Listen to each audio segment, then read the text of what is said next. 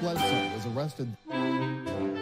Patrick Montgomery was in court. Jonathan Manapa will stay in federal custody. No, I don't take responsibility at all. Hey everyone, welcome to the show. So 41-year-old Illinois resident Thomas Adams and one of his friends took clothes and a tent with them to D.C. because they said they didn't know how long they were going to, quote, peacefully occupy the Capitol. So they were among the first of the mob to force their way past officers guarding Peace Monument and then the Upper West Terrace stairs.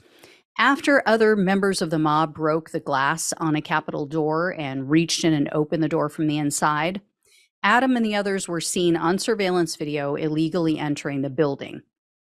The mob then moved further into the building. They were eventually stopped by a line of officers, and there was a physical altercation between a man standing next to Adams and an officer. Well, Adams jumped in and grabbed the officer. So at that point, another member of the mob and a second officer intervened, and they separated all of them. So the police ordered the mob to leave, but the group just ignored their commands, and they kept arguing with the police.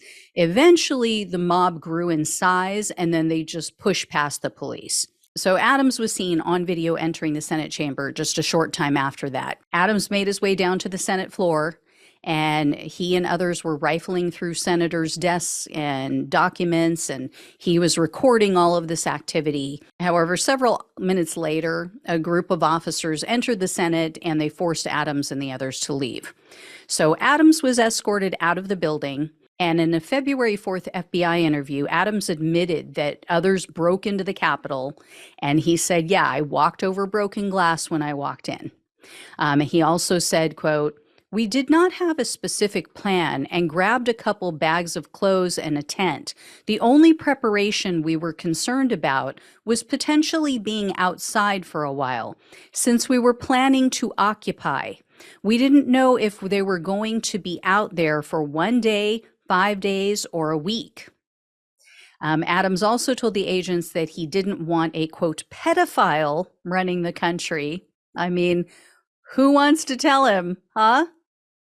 Who wants to tell him about that legal filing against Trump for allegedly beating and raping a 13-year-old child at Epstein's New York mansion? I mean, wow, you didn't have a problem with that alleged pedophile, So Adams was arrested on April 13th of 2021, and he was charged with obstructing an official proceeding, entering a restricted building or grounds, 2 counts of disorderly conduct, and parading or demonstrating in a Capitol. Adams refused a plea deal. He opted instead for a stipulated bench trial. And in February of 2023, he was found guilty of obstructing an official proceeding and entering a restricted building or grounds. So Adams was looking at up to 20 years in prison, 3 years of probation, and $250,000 in fines. The government, however, requested a sentence of only 34 months in prison, 3 years of probation, and $2,000 in restitution. That might sound like a decent sentence for a nonviolent January 6th defendant, but Adams has quite a criminal history. Between 2001 and 2019, Adams has been convicted 7 times for multiple burglary charges, a retail theft, 2 DUIs, and 2 drug possession charges.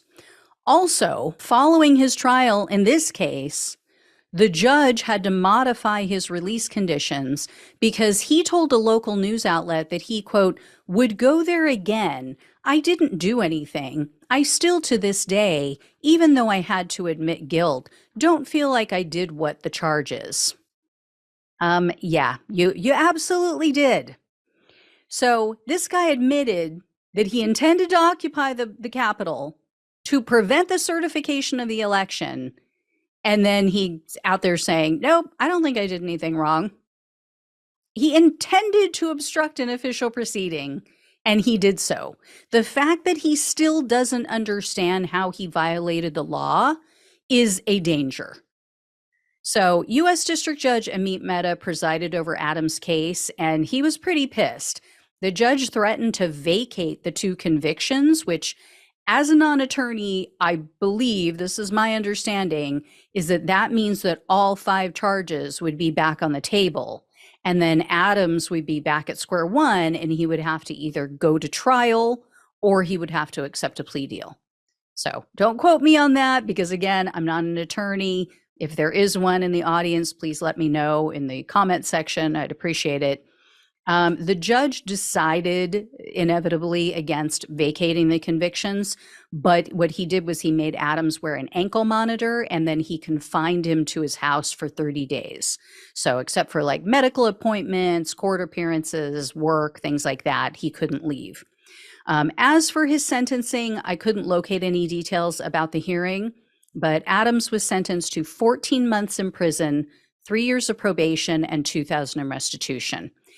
I'm pretty shocked that the judge went this easy on him after what he said.